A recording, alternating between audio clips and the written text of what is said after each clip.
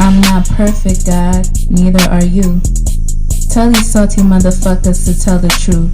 Tell politicians to give up the rooms. Tell silent voters to stand up to the booth. God, it's me. Can you hear my plea? Feeling like I'm lost in this world, can't you see? Demons creeping in, trying to take control of me. But I'm just trying to find the light, trying to break free.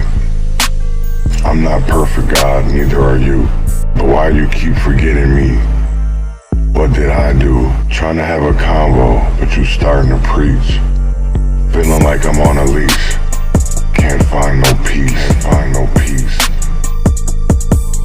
Living in hell, can't you hear my plea? I'm suffocating, can't you see? Why you let these false prophets roam free? While the well-run suffer, can't you see? I'm not perfect, God, neither are you. Why you keep targeting me? What did I do? Trying to have a convo, but you starting to preach. Feel like I'm on a leash, can't find no peace. Hardest battles, strongest soldiers, greatest burden, broadest shoulders, pushing up just like these boulders. This conflict like it's water, so this mercy, take my chalice, seeking grace through all this malice. All of these salty motherfuckers could give out. Politics and senators, they all the same. Got me stuck in this endless game. But I won't give up, won't play the role. Gotta do what's best for my soul. I'm not perfect, God. Neither are you. Tell these salty motherfuckers to tell the truth. Tell these politicians to give up the room. Tell silent voters to stand up to the booth. Living wild but truthfully free. Good morning. And this morning I wanted to talk to y'all about no one's coming to save us. The hard truth about our community struggles. And that's what I really wanted to bring to y'all this morning. But before I kicked it off, I want to play Rashad Lee, Never Folding. And we'll be right back right after this.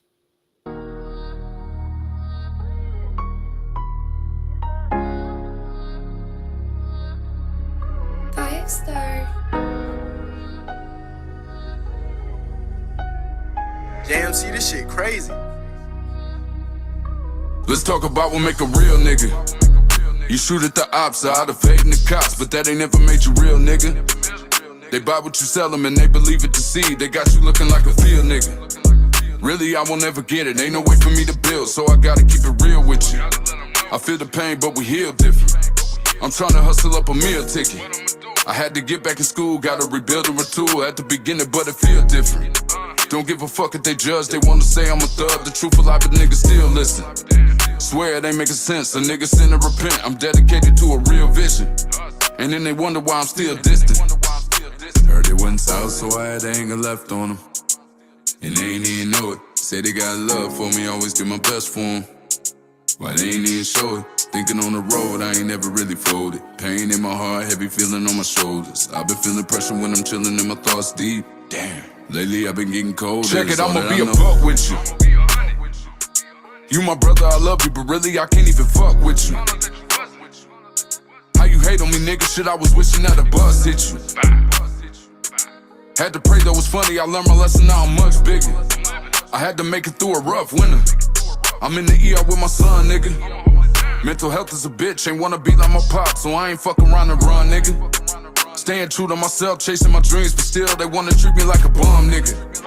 Swear it ain't making sense, a nigga sin to repent. I never hurt you out of love, nigga. That type of shit'll make a soul bitter. Heard it went south, so I had anger left on them. And they ain't even know it. Say they got love for me, always do my best for them. Why they ain't even show it? Thinking on the road, I ain't never really folded. Pain in my heart, heavy feeling on my shoulders. I've been feeling pressure when I'm chilling in my thoughts deep. Damn, lately I've been getting colder, is all that I know.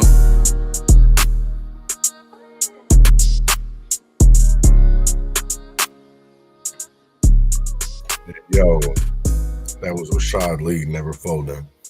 And y'all already know what I want to get into today. I want to talk about our communities, right? I know I'm trying to steer away from the word communities, but that's what I want to talk about today. And I want to talk about more of it as, neighborhoods, right? Because it's crazy how our leaders, our selected leaders get paid hundreds of $1,000s to fight, gang violence, car jackings, whatever, you know what I'm saying, where you can go out and kick it. They make hundreds and hundreds and hundreds of thousands of dollars.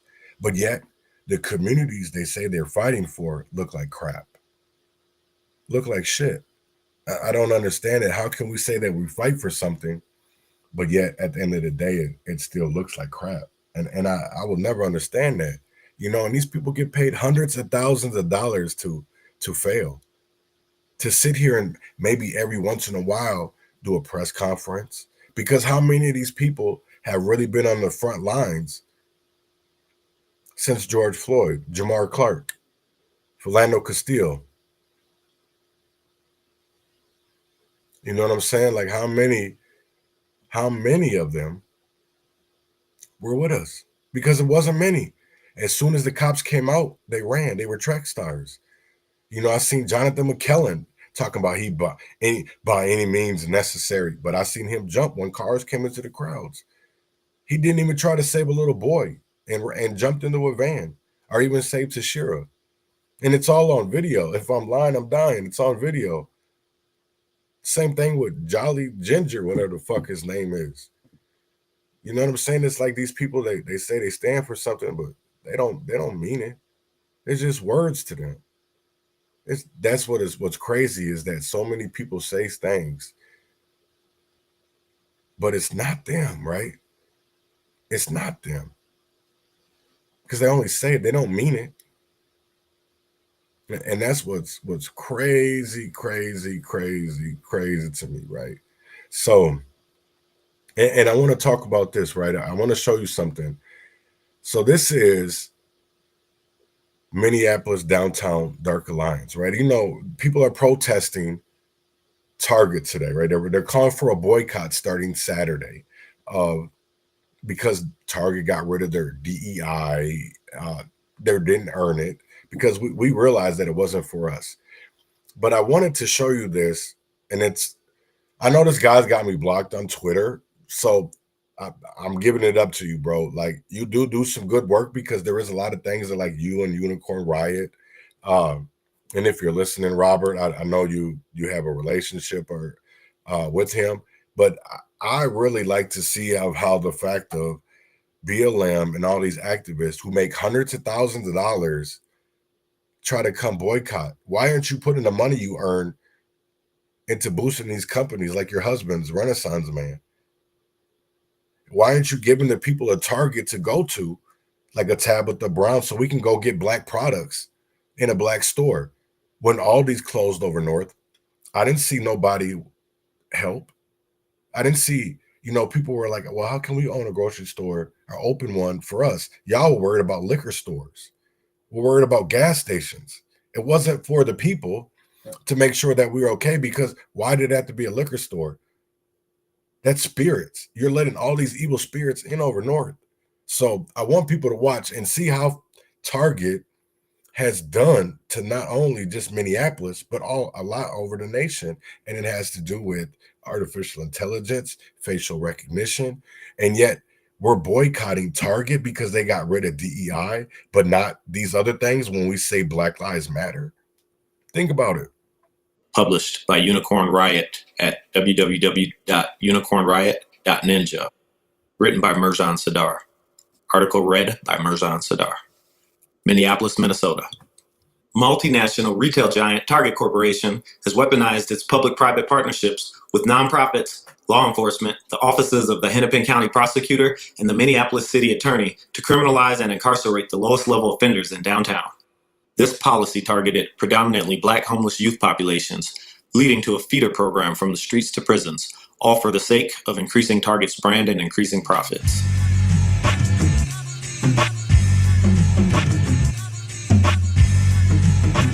Background. The Safe Zone, Safe City program was piloted in downtown Minneapolis following 9/11. It began with the downtown surveillance camera system donated to the city by Target, but soon grew into a corporate surveillance state. Following unrest in the 1960s, cities experienced white flight and the loss of major capital investments such as malls and sports stadiums, which moved to the suburbs. In the 1990s, cities across the U.S. put concerted effort into rebuilding their downtowns after decades of decline. Corporations used their massive headquarters and the jobs they generated to influence local governments and real estate markets to convert downtowns into viable, trendy neighborhoods. By erecting high-end lofts and condominiums, developers sought to attract young urban professionals back into the heart of the city. Visible homelessness, amongst other things, was viewed as preventing the reconcentration of investments back into cities' downtowns by corporations, according to sociologist Michael McQuarrie. This meant homelessness got pushed out of downtown to other parts of the city, using brutal tactics based on broken windows policing.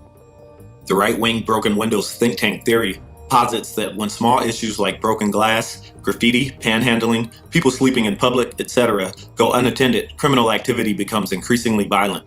Thus, focusing police efforts on minor infractions can prevent greater atrocities from occurring. Major cities like New York, Chicago, and Los Angeles have all developed law enforcement practices based on this theory. The Minneapolis Safe Zone was based on this theory, and it created the Downtown 100 Initiative, DT 100 for short. The DT 100 was supposedly a list of top offenders, with the same purpose in mind as broken windows law enforcement. Target explicitly expressed their goals of keeping unwanted elements out of downtown. It sounds silly, but the word that people used to describe the downtown area was icky. So we asked exactly what they meant by this ick factor. And they told us that when they came downtown, they were bothered by lifestyle offenders, people who were panhandling, loitering, swearing, urinating in public, and so on.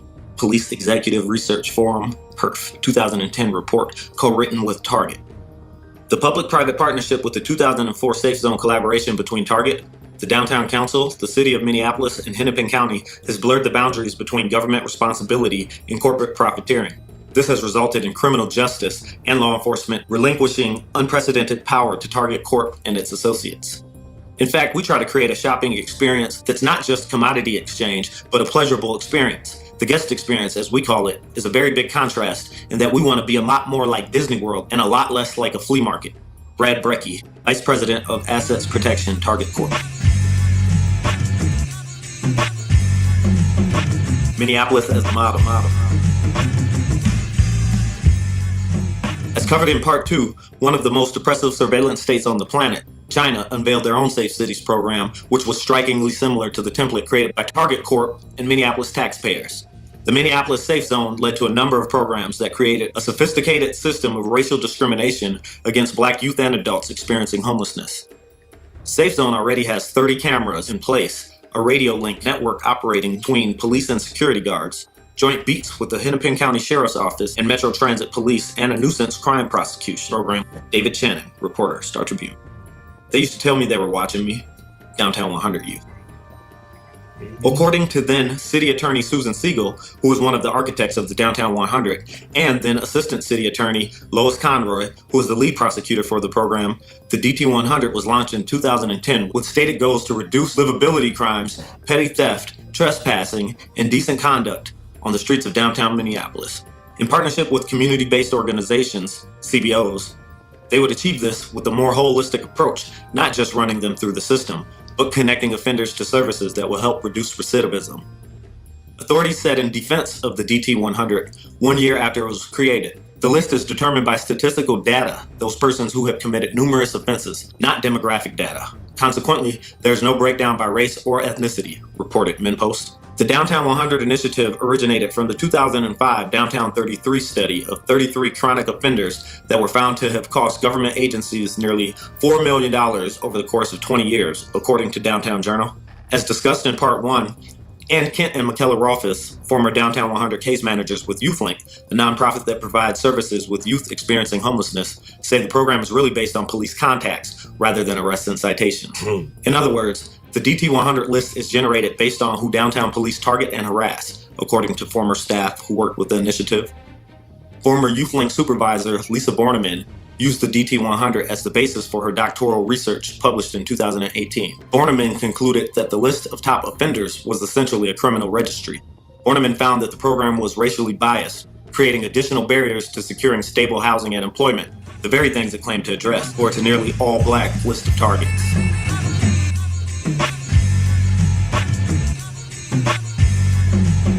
How did we get here? The safe zone's genesis. This corporate and enforcement partnership took shape when Target opened 2 state-of-the-art video forensics labs in 2003.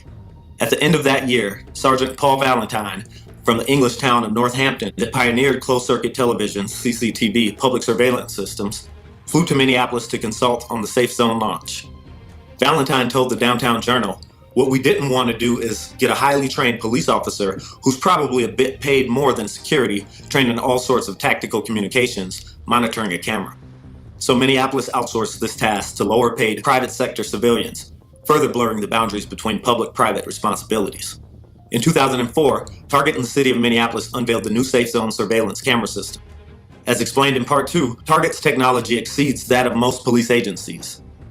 Target began training law enforcement around the world in video forensics and surveillance. Through your phone and from the drone, they spy on me and you. Oh, you think you cool? They spying on you too. I know you think I'm a fool, but they spying on you too. The Movement by Mike Crenshaw. Downtown was essentially declared off-limits to undesirable street populations by Target Corp. The new surveillance system was Target's down payment to ensure that the city lived up to its end of the new public-private deal, aggressive policing and prosecution to boost downtown's desirability. Community members held opposing views regarding police action towards individuals suspected of committing low-level offenses. Some took the... So my thing of it is of like, why are we literally are boycotting Target because they got rid of DEI? Because Target got rid of DEI, but the only reason why DEI was even there, because after George Floyd. That's when things, that's the whole, I don't get, right, is everything that we thought was for Black people, but yet they were using it in other ways. And people don't even understand that. Look at, we have one of the biggest states, right? One of the biggest frauds feeding our future. And then you have 2 mayor candidates in Minneapolis, right? One is already the mayor, Jacob Frey, and then you got Omar Fattah, who both were, you just seen, maybe y'all didn't see, but Mayor Frey's assistant pled guilty yesterday to feeding our future. You know what I'm saying? And then you had somebody that was linked and that had a store in Rochester, right? That was helping out the Black American community that nobody wanted to talk. That's why I can't wait for these fucking trials, man. Because I get so tired of just like the same thing with Walter. You know what I'm saying? It's like people don't ever want to say nothing until it's at your doorstep. But if it's not at your doorstep, we don't say shit. Because if it's out of sight, out of mind. So then it doesn't bug us. It doesn't affect us. You know what I'm saying? I literally have sat in rooms in situations, right, where I'm explaining something about a child, and then the parent is just looking at me and like, damn, what? Well, I mean, that's not my kid. What do you want me to do? And I just like, damn, really? What if that was your child? We're trying to make it where it's not your child. You know what I'm saying? Because I get tired of hearing these same stories over and over and over again. And then I see, you know, sometimes that impacted families, people that are going through it, they come out and there's such a narrative that they believe instead of looking at the bigger picture. Just like, I just don't get it. You know what I mean? Of like, I know I sound, you know what I mean, a lot, but I just really, I don't. It's like are we scared to actually like call out the wrongness? Or do we not see it that way? Because I see people going to boycott Target, and these are people that get paid. These are, I don't get it. These aren't activists that are starving, that are trying to make change. These are people that are already paid. They get, man, and then the crazy thing of it is, it's not like it's a secret. It's all on paper, but nobody wants to do their digging. And that's honestly, I feel like that's a big problem, is because we as Black people, because honestly, I feel like there's people that are gullible or naive and that they don't understand it. So you know what? I'm just going to, well, it doesn't matter to me because I don't understand it. So I can look like the fool. all while this is going on. You know, I hear people talking about, well, I ain't never got paid by no church.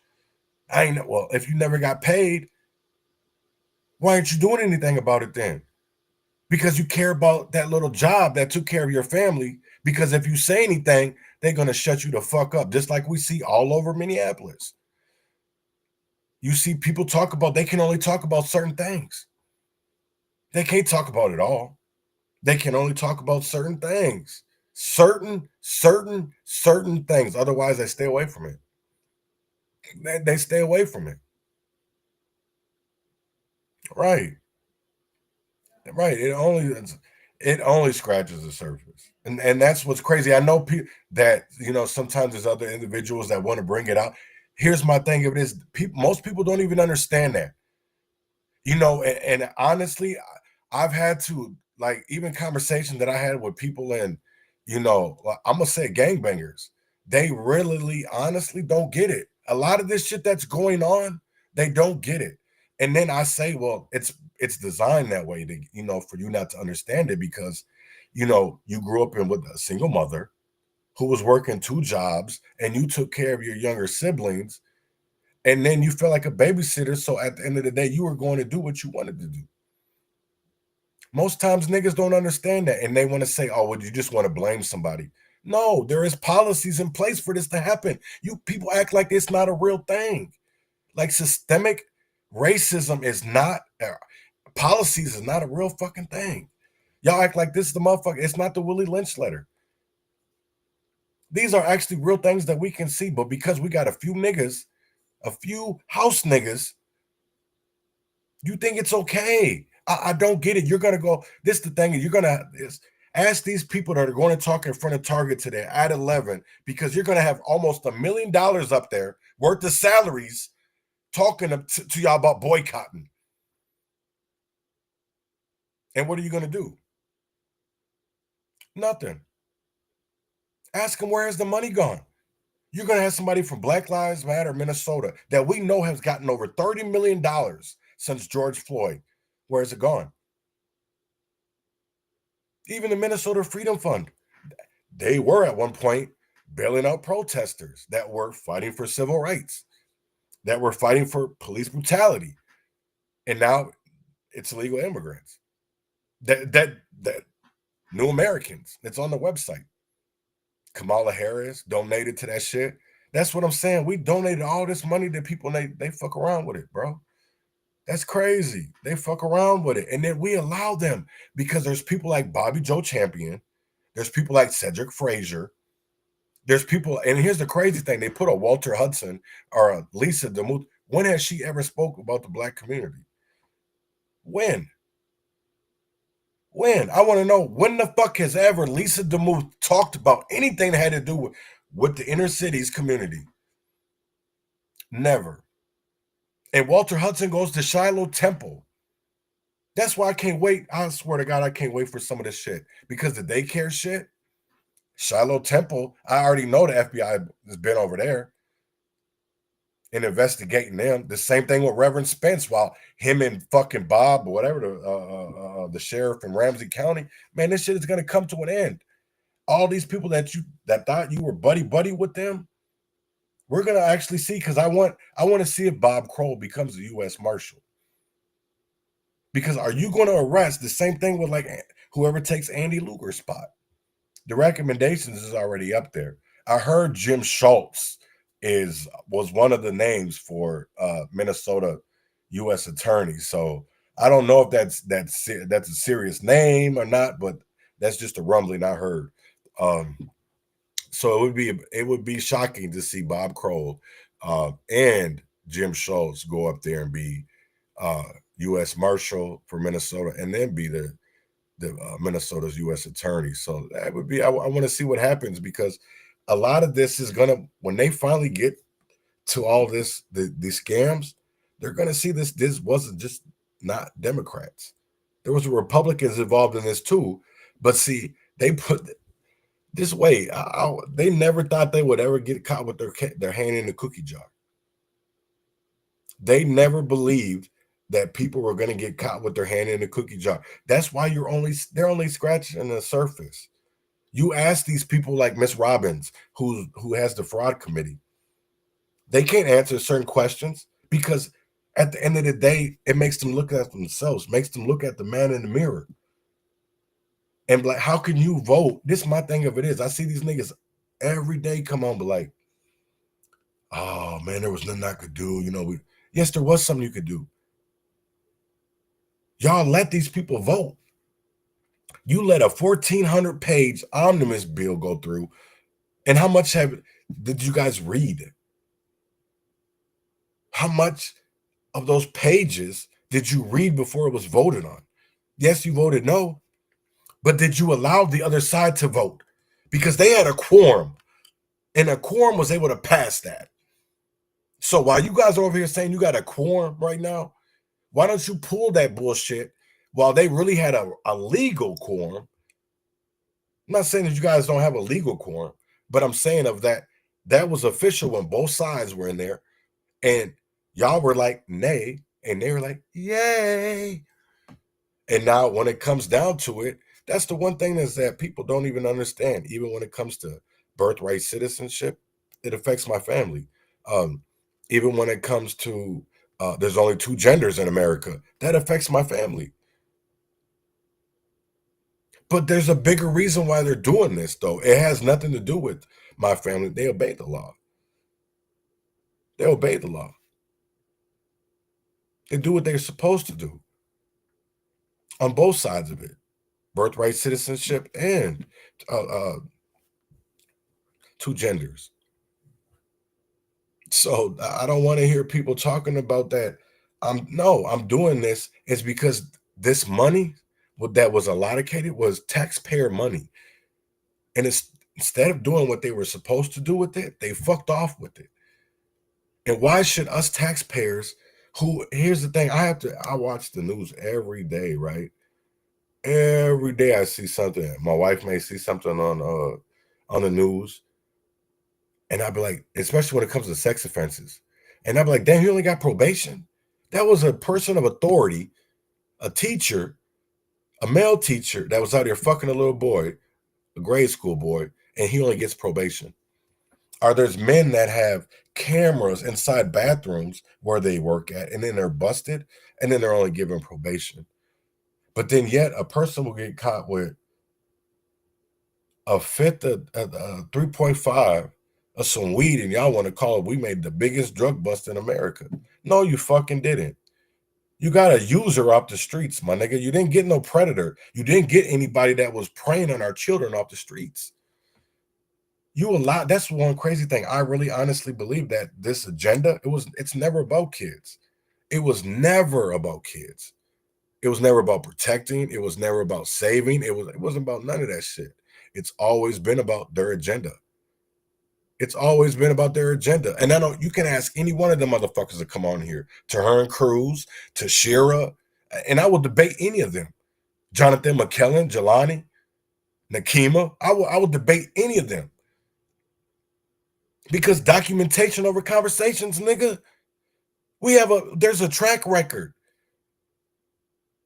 Y'all are going to sit here and be like, well, you're not trustworthy. The same bullshit. All these people that got up here, that are getting up here at Target today, I got a letter that was to Steve Hutchinson at the time, because he was the sheriff. And I was in jail. They said that I was threatening, and I assaulted a sheriff. Or something like that, threatening behavior or some shit. So they said that I was an unregistered sex offender, right? But that's not what it was. And this is how I came to find out about a Mother's Love Initiative, and Lisa Clements, how they were in my paperwork, they were snitching on niggas in the community.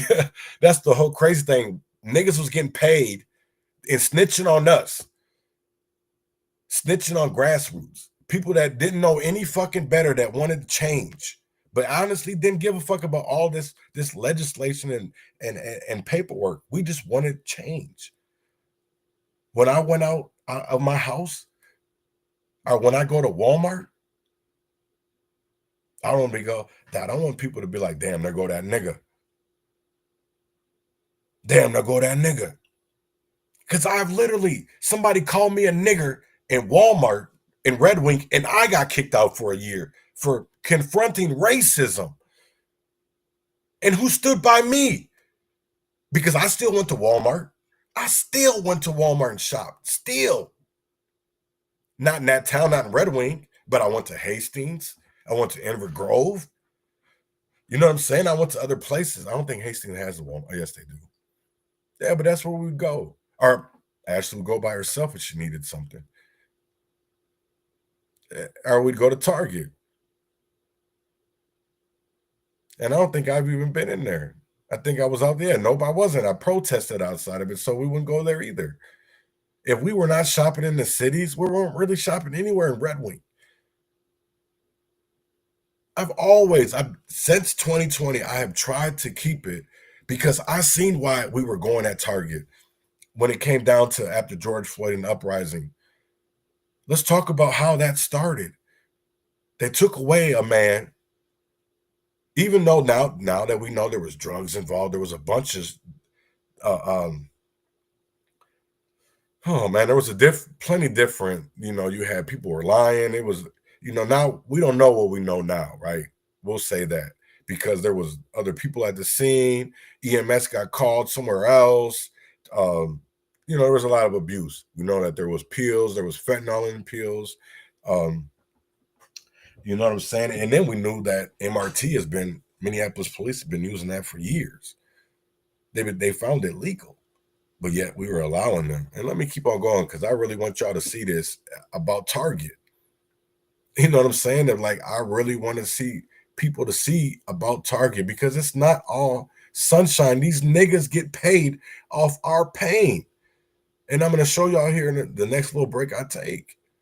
The position that police action was a form of harassment or simply a fishing expedition, which might lead to charges for more serious crimes. Council on Crime and Justice, Downtown Journal, 2006. In 2006, the Safe Zone program became its own nonprofit entity, led by former Target executive Shane Zahn. This was also when Target's name began to disappear from the program. That same year, then St. Paul Police Chief John Harrington, now Minnesota's Commissioner of Public Safety, pushed to replicate the Safe Zone initiative in his city. In 2007, the St. Paul City Council approved the installation of 25 cameras in the Central Corridor. Surveillance cameras tripled leading up to the 2008 Republican National Convention and related protests in St. Paul, according to a 2010 PERF report, which was co-authored with and funded by Target Corp. Brad Brecky of Target was the early champion of Safe Zone and the person who made this happen. But he told me early on that the degree to which he would consider Safe Zone successful is the degree to which Target's name is not associated with it. Police Executive Research Forum, PERF 2010 report, created in partnership with Target. The parameters of Minneapolis' Safe Zone surveillance and enforcement created Jim Crow-like segregation for Black youth who were typically trespassed from many downtown businesses. One former YouthLink client who was frequently targeted by downtown police told Unicorn Riot, "After walking around all day because we were homeless, we couldn't even sit down on a bench to rest our feet without the cops harassing us." The city ratcheted things up when it unveiled the Safe City Initiative in 2006, which focused on increased police street presence in high crime areas, as well as cracking down on juvenile and repeat offenders. The Downtown Journal did not mention Target Corp involvement in their May 15, 2006 coverage of the Safe City program launch. Months after former Mayor R.T. Ryback unveiled the Safe City Initiative, criminalizing Black people was hotly debated in the community. According to the Downtown Journal, a council study determined that more than 70% of people arrested for misdemeanor crimes had no prior felony conviction, but did have misdemeanor convictions. Low-level offenses in the study include driving after license revocation or cancellation, no valid driver's license, disorderly conduct, loitering with intent to commit prostitution, loitering with intent to sell narcotics, and lurking with intent to commit a crime. The Council on Crime and Justice has concluded that police should be judicious about making arrests for low-level offenses. Michelle Brooke, reporter, Downtown Journal. This time in the July article on racial disparities in policing by the Downtown Journal, there was no mention of Target Corp, the Safe Zone, or the Safe City program recently launched by Ryback. Target Town and the rise of the downtown improvement booster. Target has acquired an unprecedented amount of power in Minneapolis.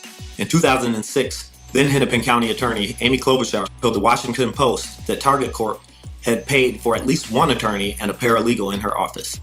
Also in 2006, rumors spread that Target was considering moving its headquarters from downtown Minneapolis to the suburbs. For 2 decades, Target Corp has been the biggest employer in downtown Minneapolis, which hosts both its flagship retail location and its headquarters. If Target were to move out, as they always threaten to do, it would be a major failure for any mayor, costing Minneapolis nearly 10,000 jobs. That same year, Target hosted a downtown safety summit with city, county, local law enforcement, and downtown business stakeholders. The Downtown Journal described it as a day to discuss livability crimes, which include drug dealing, aggressive panhandling, and loitering.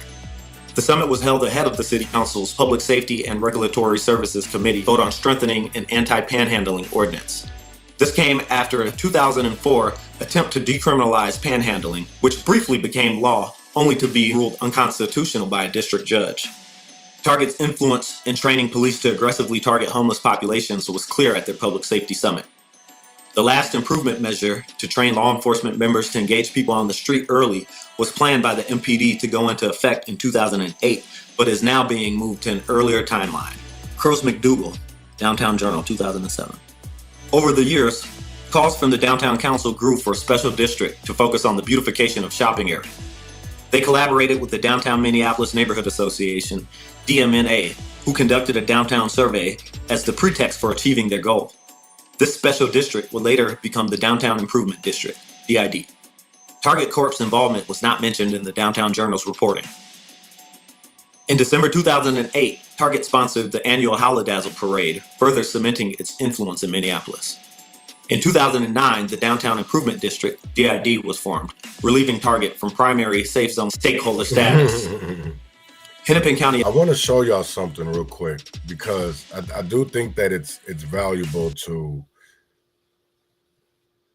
know this, right? Is I want people to see these salaries, right? So we're going to start with RT Ryback was brought up. So I want to show the salaries of these people. And it's like, he almost makes, I'll let y'all see it. This shit's crazy.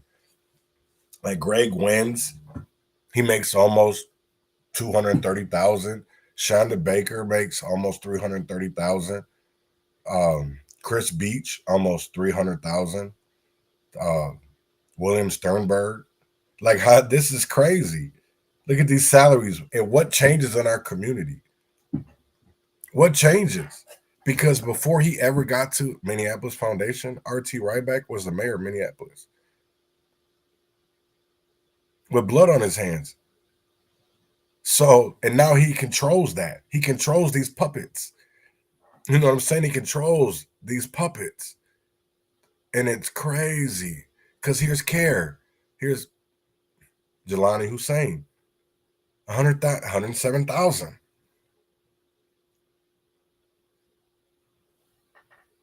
That's crazy. Why don't people say anything? It's like I don't get it. Are like we afraid or something? Or it's like are you don't bite the hand that feeds you? Is that what it is? Because if that's what it is, I get it. You know what I'm saying? Because we see it every day when it comes to Back in the Blue. We see it when it comes to, you know, amount of numerous other things. What that it comes to is like, I will tell you this though, is that some people got into the wrong business. Because you even look at Nikema. So this the other day, over $200,000 a year. Chantel, almost $150,000 a year. To do what? What changes in our community? You're a school board member. Chantel Allen, what changes in St. Paul? Because we have some of the worst disparities when it comes to mathematics, when it comes to reading skills. Kids that look like us are suffering. And yet y'all take vacations off of, this is the crazy thing, is that people get paid for our pain and trauma. They get paid for our pain and trauma. Nobody says nothing. Y'all allow this shit. This, you know what I'm saying? Like, what's crazy to me is that activism, that's the new celebrities. You know what I'm saying? It used to be the rappers, the movie stars, but those come a dime a dozen because anybody can be a rap star. Anybody, you know, it's all, if you're independent. I mean, shit, we see NBA YoungBoy, we see Lil Durk. Nobody was talking about these niggas, even G Herbo. Nobody was talking about them. But these are new celebrities, and yet they're paid perspectives, paid opinions. And I don't get it. And most individuals don't say nothing. You don't see none of the big news like Star Tribune or WCC. They scratch the surface. Do you think they honestly do everything? The fuck no. Because it gets so much bigger. Here's the thing of it is, you got 62 daycares in the state of Minnesota that are being investigated. That's just daycares. And yet, what about Lisa Clemens when her daycare closed?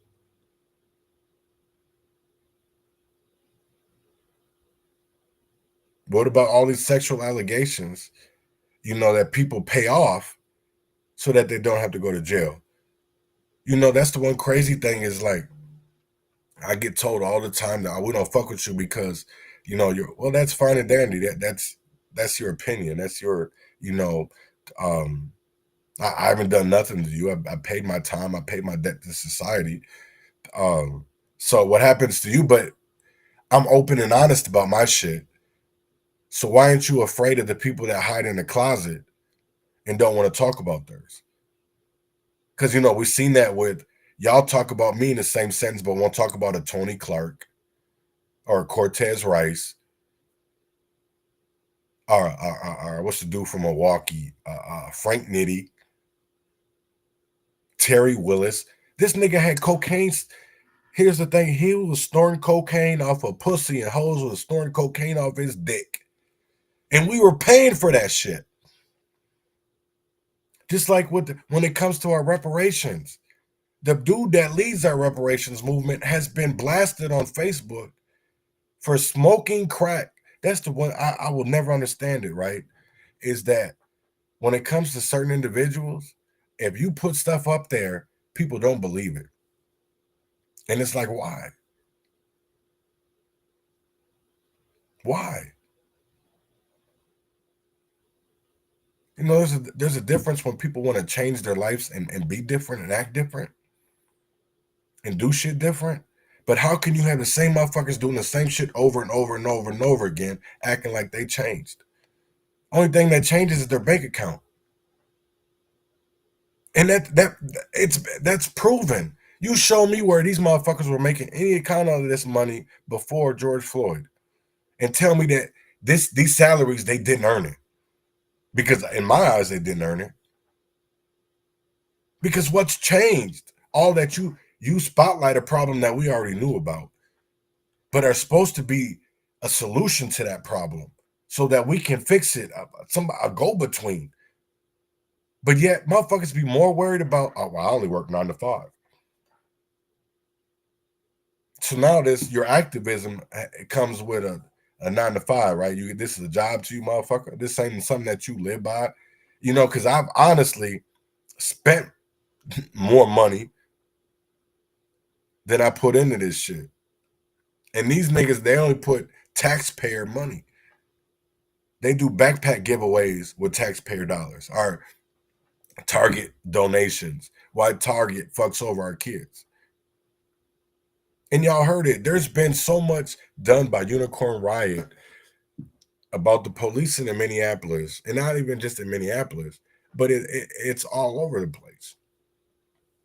So I want to get into, I'm going to go back to the topic that I was talking about before, but I want to talk about the school to pipeline, because I really feel like a lot of people don't understand it, right? When we talk about, well, you just got somebody to blame. No, it's not about blaming somebody. It's about really looking at these policies and seeing that there's an issue, because everybody, I don't get that. One situation doesn't fit everybody. So how can we make it equal so that we all have damn near the same stories? Because I know motherfuckers that come out here and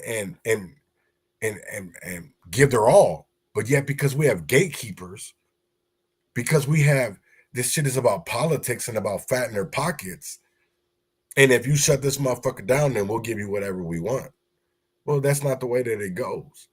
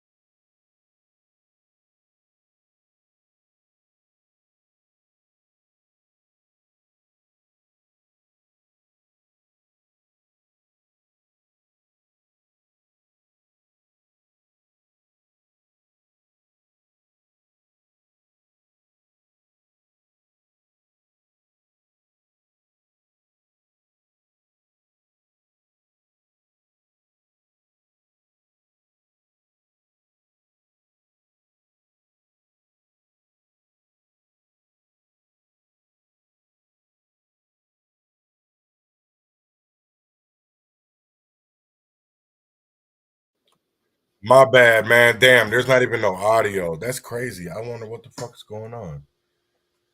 Hold on, my bad, y'all. I so apologize. Wow. That's crazy. My bad. I thought it was playing. Because I could hear it in my headphones, so I thought it was playing. But it wasn't. And damn, that's crazy. I wonder why. So let me take it down and then put it back up. Damn, that's crazy. I don't know why. I'm so sorry. I apologize. Wow. Thank you, Robert. See if you guys hear this. Institutions involve the police when such students commit relatively minor infractions, and these students are often arrested or referred to juvenile detention. This ultimately leads to criminal charges and incarceration, which only gets worse and worse over time. Even when schools don't directly involve the police and have them arrested on the spot, they can lead them through the pipeline indirectly via suspension, expulsion, discouragement, excessive detentions, and even double standards on homework and tests. So where does this pipeline all start? Zero tolerance policies play an important role in maintaining the STPP. These are meant to maintain order and keep all students and faculty safe, at least in theory.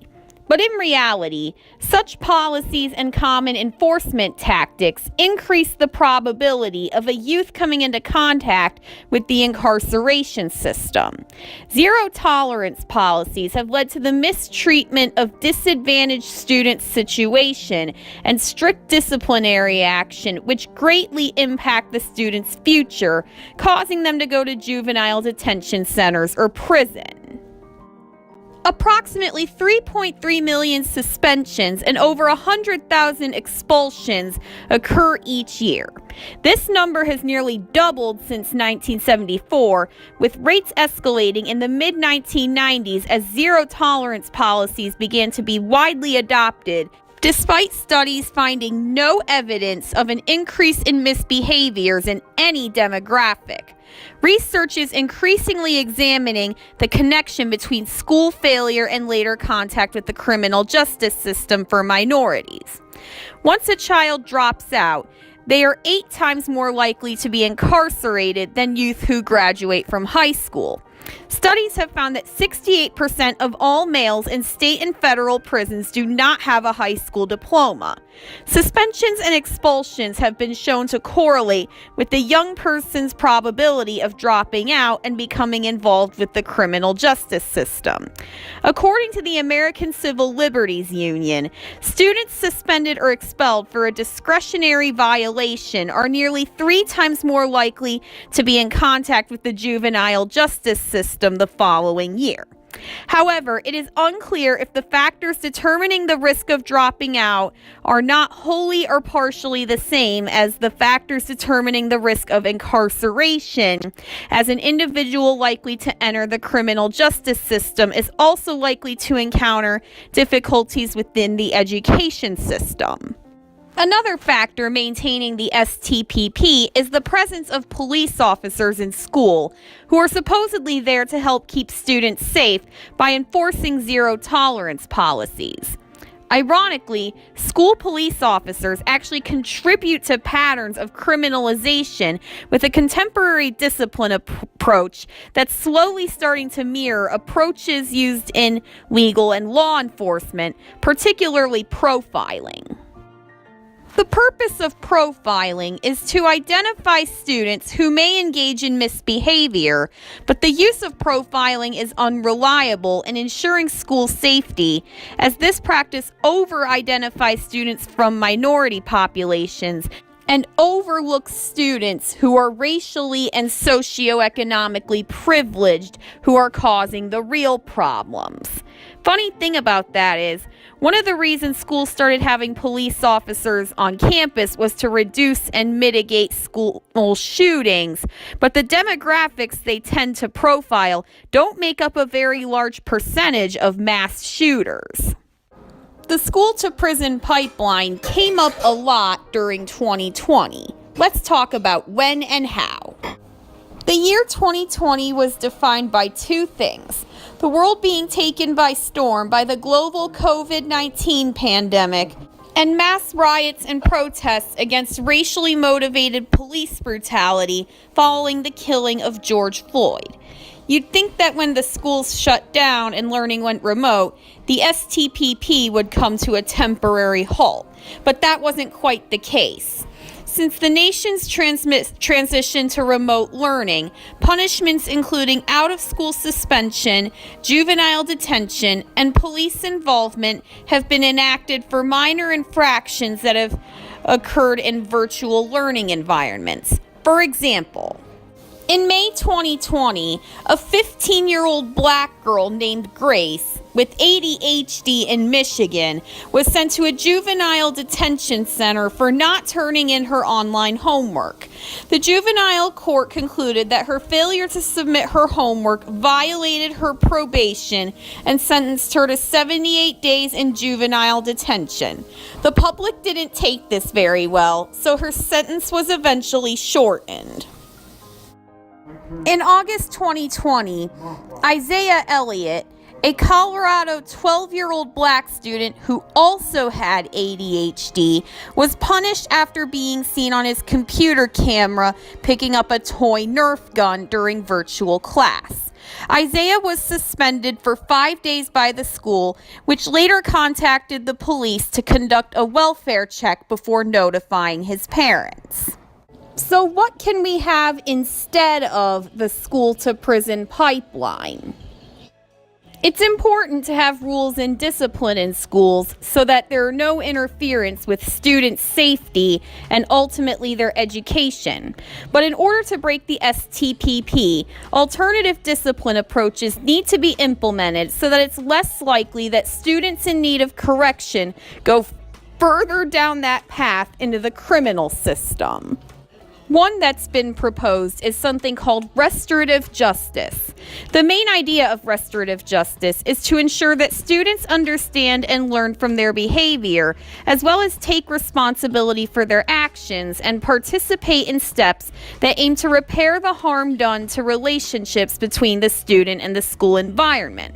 Programs such as restorative circles, restorative meetings, restorative youth courts, and peer mediation are already being used as alternatives to zero tolerance policies and harsh disciplinary practices.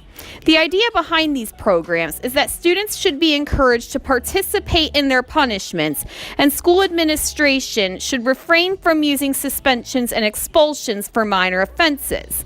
The goal of these programs is to keep students in school and to stop the flow of students from schools to the criminal justice system.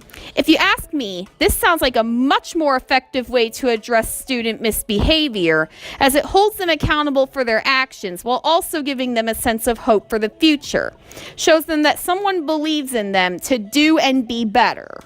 Unfortunately, the restorative justice approach faces quite a few obstacles in schools. It requires balancing the need for mediation with the other demands of education in one school day. Scholars acknowledge that to achieve proper, unbiased mediation, it will require training, support, and review. It's also crucial that an entire community, students, parents, teachers, staff, coaches, etc., are convinced it's a better alternative and willing to work together. And in some schools, that sadly isn't the case. A less formal approach to breaking the STPP might involve innovative ways of addressing the mental health of all students, which is often at the root of suspensions and expulsions. Once their mental health is taken care of, students feel more motivated to achieve academically, and that reduces the need they feel to release various emotions through disruptive means. Students with diagnosable mental health problems suffer under zero tolerance policies. Such policies aim to create safer classrooms by removing potential disruptions, but many in mental health, social services, courts, or other related fields believe they fail in this goal and may result in less safe schools and communities. School is considered a protective factor against delinquent conduct, and removing students from such an environment harms their ability to succeed. Zero tolerance policies also fail to account for neurological development in youth. Studies show that the brain is still under construction until about 21. Youth are more likely to take risks, act impulsively, and exercise poor judgment. When these actions result in their involvement in the criminal justice system, they are punished rather than taught how to develop.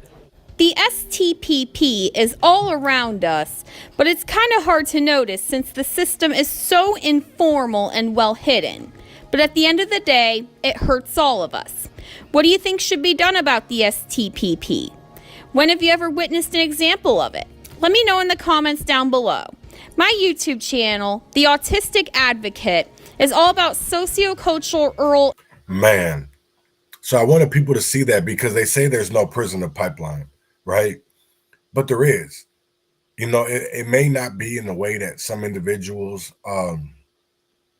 make it seem, because everybody's interpretation is different. We all have different opinions and perspectives. We're all like assholes. We all have one. You know what I'm saying? You can't tell me that every dick and pussy is the same out here, because we all have the different dicks, or we have a pussy, but they're different. You know what I'm saying? So it's not like I don't understand it. You know what I'm saying? It's like people don't want to understand. Is like they're naive or they're gullible. They're just honestly dumb, or they don't understand it, because how can people put information in front of your face and still you don't get it? And you fight. And here's the thing of it is, niggas fight back about this shit. I swear to God, niggas will, man, I don't know how many times I've gotten into it with other activists because of this, because of school to prison pipeline. And they're like, well, we don't believe in that. But you don't got to believe in it. I do. Because I've experienced it.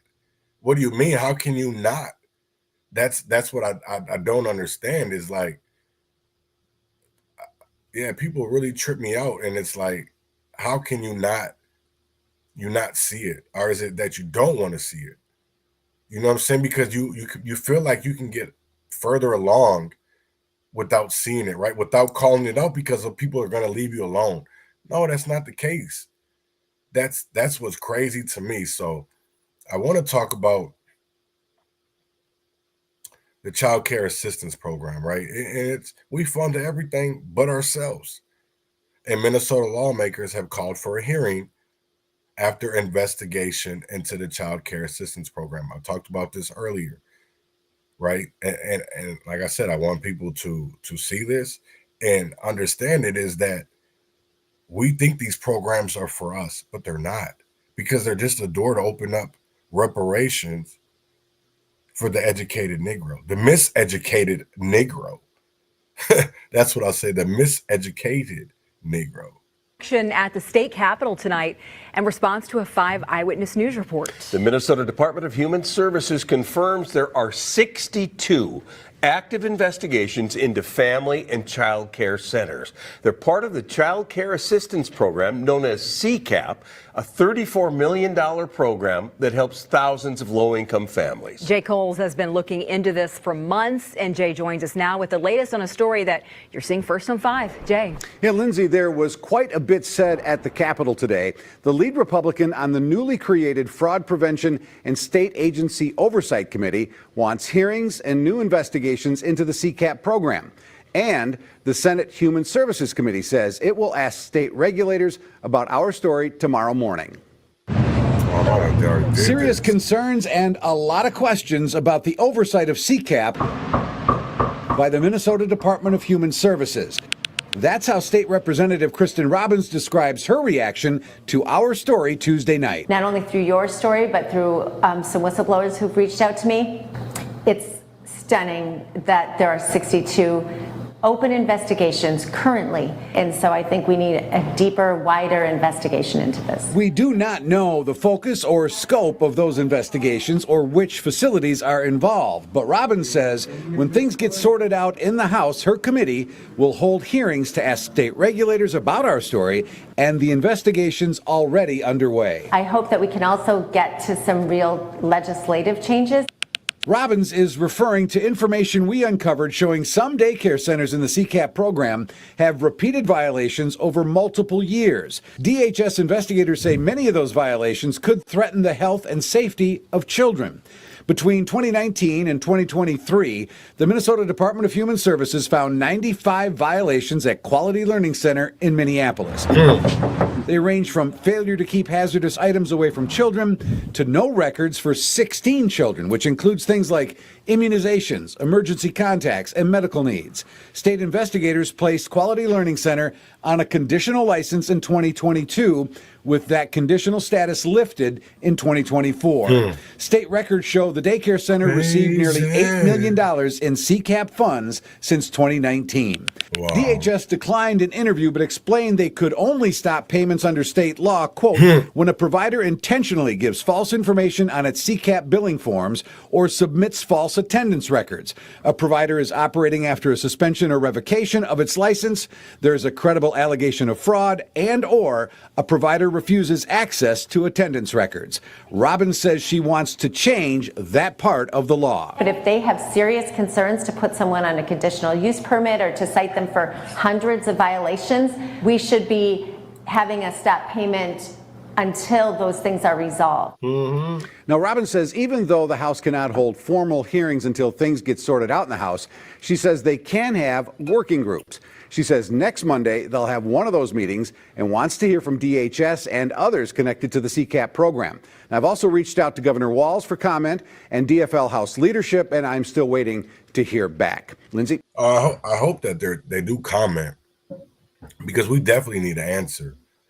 We definitely need an answer into what is going on with all the scams and fraudulent in Minneapolis. And I want to show you, because they just passed in Minneapolis $1.5 million to a homeless shelter that is set to close. So I want to show you this, and then I'll be right back. to close. This comes months after a 7-figure grant to try to save and renovate the Agate shelter. That split city leaders. Joe McCoy has a look at why the shelter made that decision. A last-ditch effort to save Agate Homeless Shelter in downtown Minneapolis has proven to not be enough. Through the committee process. In September, the Minneapolis City Council voted to allocate $1.5 million so the shelter could renovate and stay open. But this week, according to the Minnesota Star Tribune, Agate's board of directors voted not to renovate because construction costs were much higher than expected. 137 beds. That is a big impact on homelessness in the city of Minneapolis. City Council member Jason Chavez says Agate is not the only shelter in Minneapolis facing financial challenges. I want the public to know that the city council is taking this issue very seriously, and our number one priority on top of community safety issues is addressing homelessness. When voted on, this $1.5 million grant was met with pushback from Mayor Fry and a few council members, including Michael Rainville, who felt the decision was rushed and lacked proper vetting. It was an emotional process, not a logical process, not a data-driven process, and it wasn't within our budgetary constraints. It wasn't done the proper way. Agate has been closed since October. The $1.5 million was never sent to them and will go back to the city's general fund. Agate is currently building a new shelter in South Minneapolis that's expected to open next winter. We're in a mental health crisis, we're in a homeless crisis, we're in an addiction crisis, and the result of that is more and more homeless. We have to move forward, and now we have to use those dollars to address homelessness. The work isn't done. Agate declined to comment this evening. Mayor Jacob Fry released a statement calling Agate an invaluable partner. He went on to say that this result, quote, underscores the importance of ensuring any use of taxpayer dollars is carefully vetted and goes through a thorough and equitable city process, which the council refused to do. In other news, that it's always about a blame game, and I will never understand that. Is why are we so quick to blame others for? Oh, you're very welcome.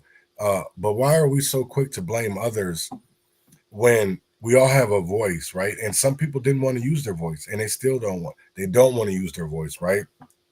Whoops, wrong story.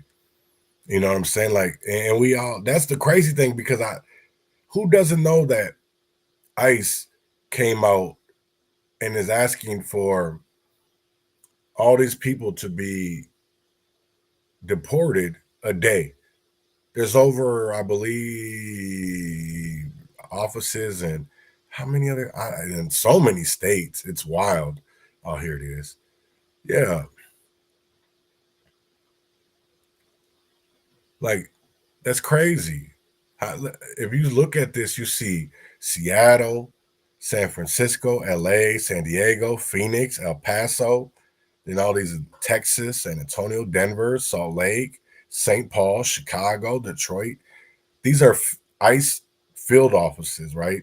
And so they have been given a goal that is supposed to start today because it's, Trump has already wrote an executive order that they're allowed to go into hospitals, schools, and of course, our media is fear-mongering people.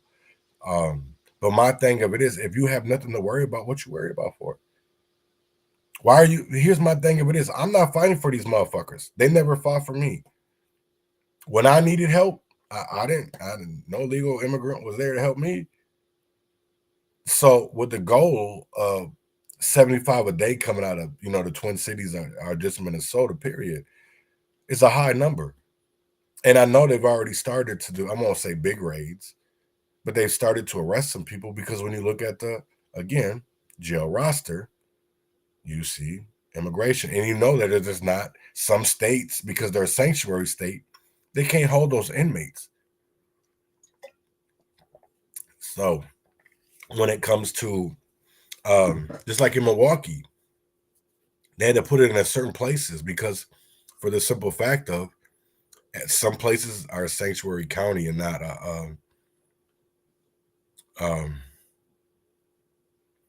it's just wild to me, and to me I don't understand it.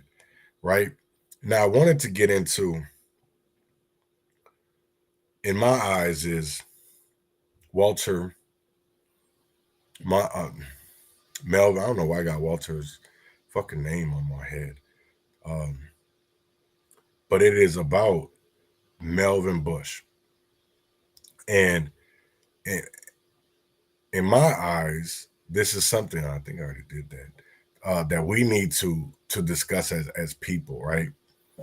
There was a lawsuit that was filed on Monday. It accuses the Southern Minnesota jail of failing to provide adequate, or I don't know. I hate this. I can't. Sometimes a federal lawsuit filed on Monday accuses a Southern Minnesota jail of failing to provide adequate medical care for a detainee shortly before his death. Melvin Tyrone Bush died at the Olmsted County Jail nearly 2 years ago from acute complications of a perforated duodenal ulcer, according to the lawsuit. Bush was at the jail after being arrested on suspicion of violating a no-contact order on March 1st, 2023. He died in his cell just days later. The lawsuit was filed on the behalf of Bush's daughter against Advanced Correctional Healthcare Incorporated, ACH, USA Medical and Psychological Staffing, two Olmsted County deputies, a nurse who worked at the jail in Olmsted County. Jessica Young, the president and CEO of ACH, said in a statement to WCCO that the medical defendants provided. No, they didn't. No, they didn't. That's bullshit. I remember this. I remember I got a call, and they're like, I went to the jail, and I seen him, and I don't think he's not okay. How do I get him help? I told them, call the jail, and you say something's not right. You know this man, and you see him, and you know that there's something wrong. And they did all that, and still it was being ignored. Like, how can you get help when the people think it's all a game because somebody has that jacket, that label as a druggie? And I will never understand that. And we have to get rid of that, because I guarantee it, if that was an affluent white man. But then I don't know, because we see it all the time of people that are in jails and forgotten about, because they don't, if it's out of sight, it's out of mind. And I will never understand that, because when this happened with Melvin, with Cicero, I called black leaders who call themselves black leaders, the NAACP, William Bud Whitehorn, Charles Jackson. Nobody wanted to touch this case. When I had to, here's the one thing of it is, I had to call Olmsted County and the Rochester police to get answers. And honestly, I didn't get far, because that's how it is. But it's honestly crazy to me. Is like, I remember going to people's office and having a conversation about this and be like, yo, we got to do something, because it's not just Melvin. There's been how many other people that we know between Mayo Clinic and Olmsted County Jail, the adult detention center, that people were being killed because they didn't believe them. Either it was mental health, or it was, they had previous issues. And that's crazy, because and this came out, right? So this is the details of the lawsuit, is that during his booking, Bush disclosed he suffered from high blood pressure and he was taking Suboxone. Prison documents show he tested positive for several substances and was prescribed mild withdrawal medications, but not Suboxone, according to the lawsuit. The lawsuit says Bush began suffering from spontaneous and intense stomach pain, stopped eating, and started refusing his medication on March 5th, 2023. 4 days later, after being booked in the jail, a nurse took a partial set of vitals. Finding his blood pressure and body temperature were low, the nurse did not take his pulse, respiratory rate, or oxygen saturation, and concluded Bush had been suffering from withdrawal. The lawsuit says the nurse should have notified a physician and arranged for emergency medical evaluation. They don't. This the one thing of it is that people don't understand is that they don't like paying out. They would rather it. This the one thing they'd rather make you go to court because most people won't. How many? This one thing of it is because I'm waiting for another lawsuit to come out. It's in the works. There's two. There's one at Mayo who they killed a mother, and then there's one from ADC, Olmsted County. So when those two lawsuits come out, I really want to see because these have been brought to people in Rochester and they continue to look the other way. Every time that something happens in our community, you have niggas look the other way because they're getting paid by it. This is why I dislike nonprofits, right? Because when they give you a grant, there's a whole contract, there's a write-up. So there's words in there what you can and cannot do, right? That's when we talk about they only scratch the surface because that's all they're doing. The same thing, I'll say this about Paul Bloom, about Lou Ragoose, about Georgia Ford, because nobody wanted to touch this story. Nobody cared about Melvin, and I'm very proud of his daughter. The way that she fought for her dad in court legally. You know what I'm saying? Did it all right. I hate that some of the attorneys that are in this case, is one that I think it's on here. Oh no, it's not. No, it's not. It's the other one that I looked up.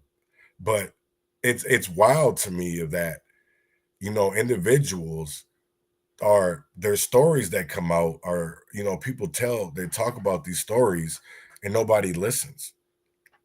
One of the lawyers for the other lady, not his family, not the estate, but there was, I don't know, she was a former wife or she was married to Melvin, but she was trying to be and had the attorney Jeffrey write something out about being a part of the estate, but then I seen the other attorney and I was like, wait, I remember him from Shaquita Hurd.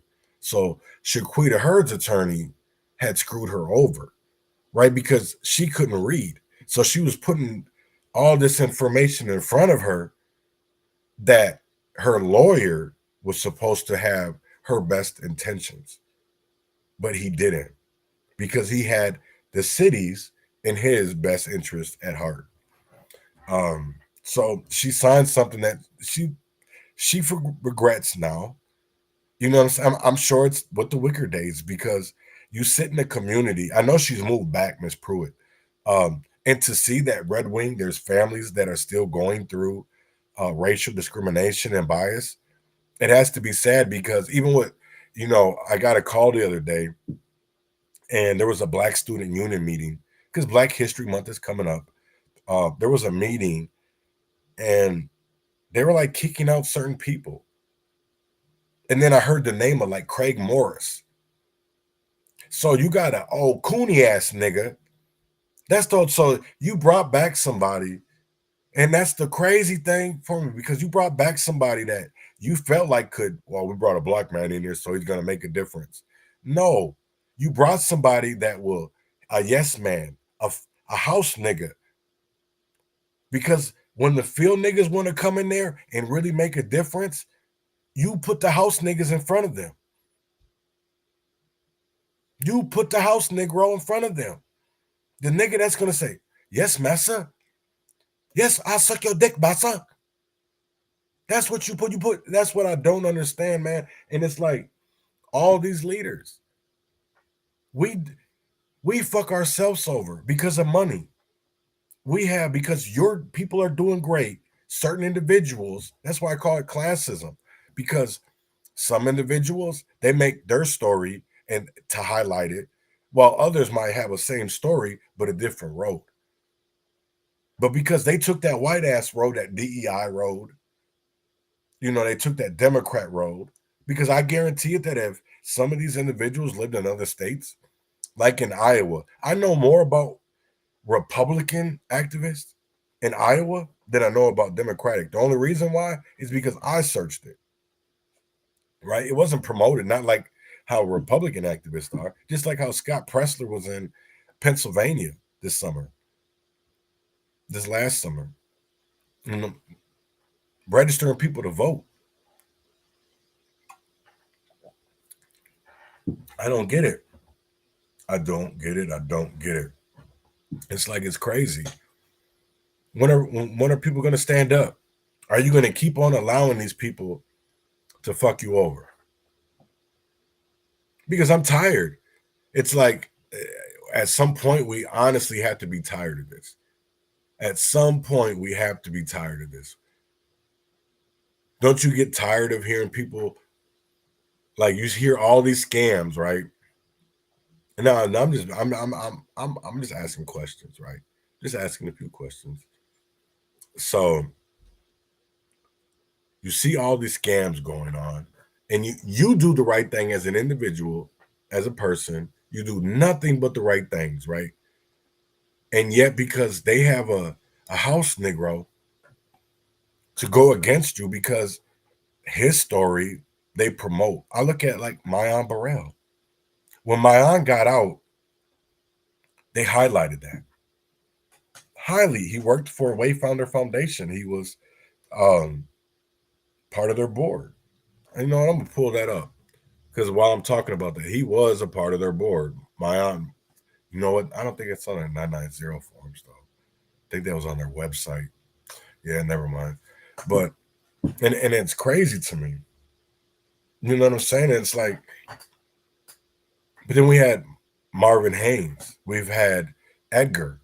We've had individuals that who get out and have been wrongfully convicted, and yet we still allow these same elected officials like Amy Klobuchar, Keith Ellison, because they're fighting for immigrants and transformers. It's all good.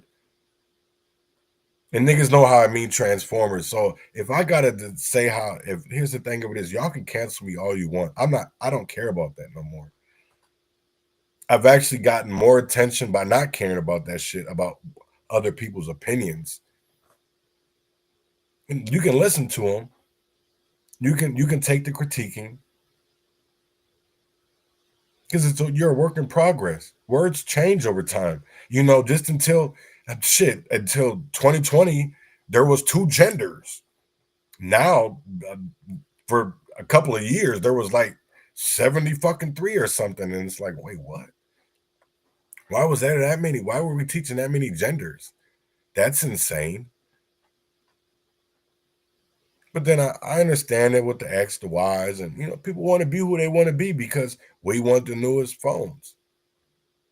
We want the newest technology. So why can't the people just be the people?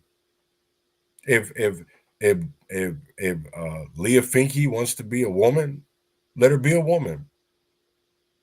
You know what I'm saying? I know people are mad that Donald Trump, when he went into that administration, is that he only sees his administration only sees man or female, and biological. When you're born that way, doesn't matter if you got a nip and tuck, none of that bullshit, right? It goes by your biological, what you were born as.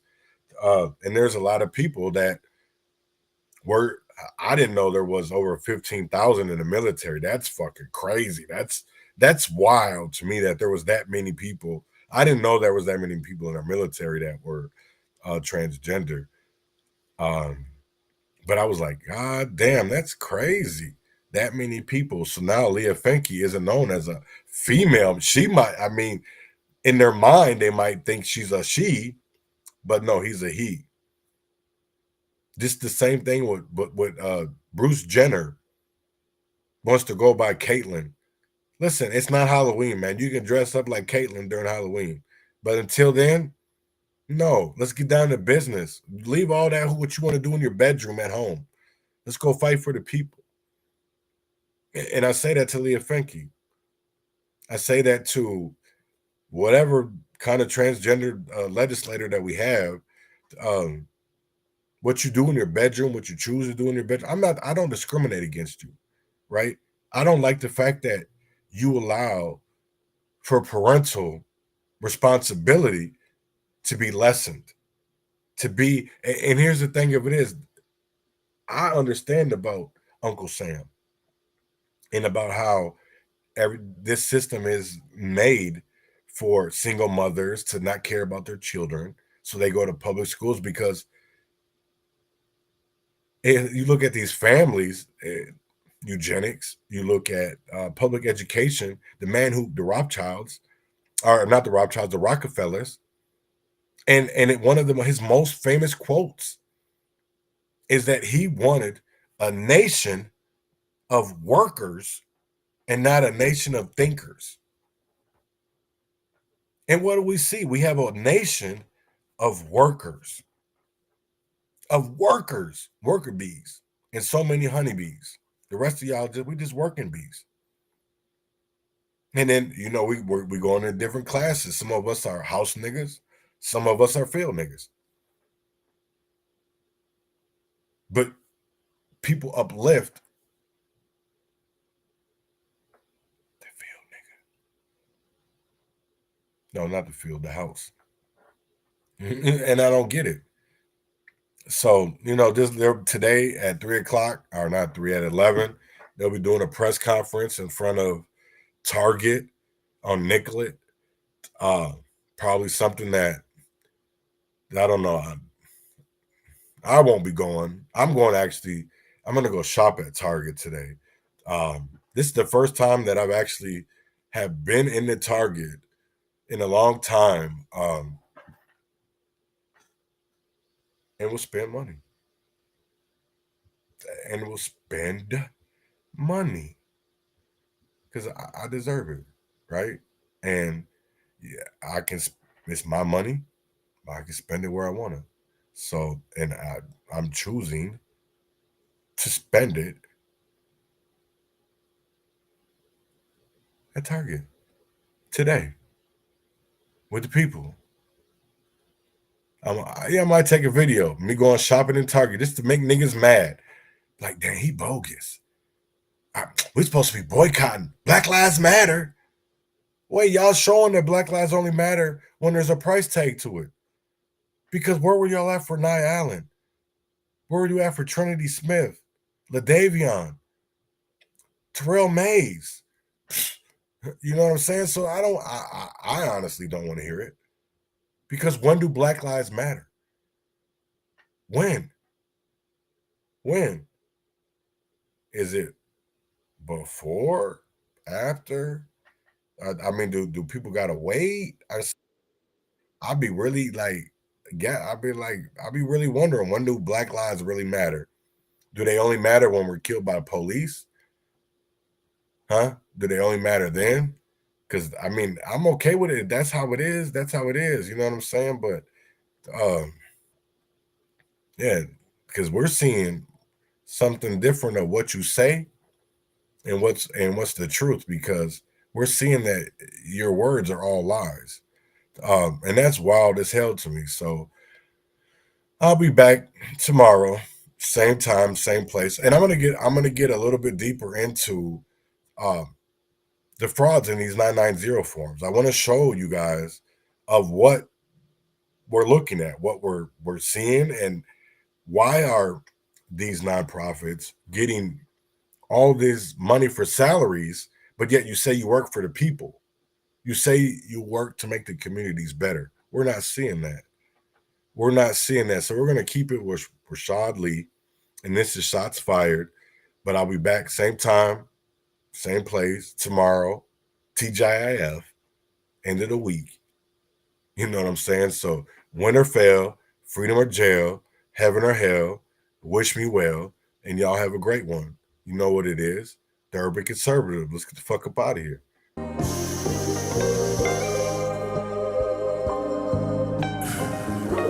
Let me put my blunt down for a second. Gotta holler at y'all.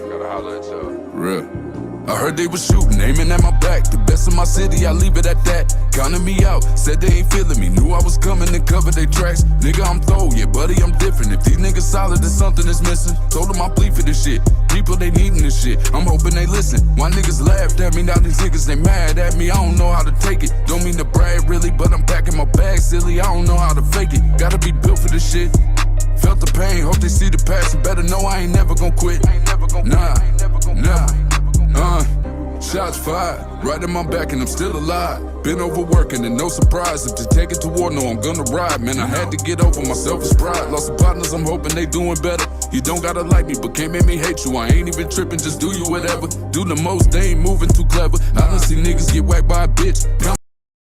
My blessing, guess I'm paid in full. Never trust a nigga, I ain't going like me. Busy, won't stop till I'm rich. Keep it moving, that shit in the past. I can't hold resentment, my nigga, but ain't no contentment, my nigga, that shit is surpassed. High school, we was chilling in class. Now I don't know you, you feel like I'm different. Ain't never changed up, I just ain't on the same stuff. Man, you niggas be tripping. Envy and jealousy, hoping I'm slipping. I'ma be honest with you for a minute. These niggas don't like me, wanna see me finish. I'm back in my bag, push it to the limit. My nigga, let's go. Aiming at my back, the best of my city, I leave it at that. Counting me out, said they ain't feeling me. Knew I was coming and covered their tracks. Nigga, I'm throw, yeah, buddy, I'm different. If these niggas solid, then something is missing. Told them I bleed for this shit. People, they needing this shit. I'm hoping they listen. Why niggas laughed at me, now these niggas, they mad at me. I don't know how to take it. Don't mean to brag, really, but I'm packing my bag, silly. I don't know how to fake it. Gotta be built for this shit.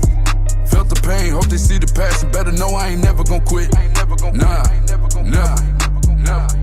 Peace of mind, came from the bottom, it's hard to shine. Ain't had no father, was hard to find. We was hitting them licks, always on the grind. Mama worry, we tell her we doing fine. Let my brother, you find him a better way. All these niggas was hating, I felt the pressure. I was breaking, but shit on them anyway. Want attention, I don't feel the need to pay. Got my mind on my pockets, my nigga, I'm Dougie. People been talking behind my back, taking shots at me, see me and tell me they love me. Game wicked, man, this shit'll get ugly. Niggas been teaming up, want me to lose. Aiming at me, had to fight for my life. I was feeling like fuck it, got something to prove. Mask off, I don't play by the rules. Game on the line, clutching on the tool. I take care of business, I do it as God is my witness. Some time to be fucking with fools. Nigga, I'm solid, you see how I'm moving. Look like a nigga that know what he doing. Shots fired, but I'm still alive. They can stop me from none of this shit I'm pursuing. My nigga, let's get it. Aiming at my back, the best of my city, I leave it at that. Counting me out, said they ain't feeling me. Knew I was coming and covered their tracks. Nigga, I'm throw, yeah, buddy, I'm different. If these niggas solid, then something is missing. Told them I bleed for this shit. People, they needing this shit.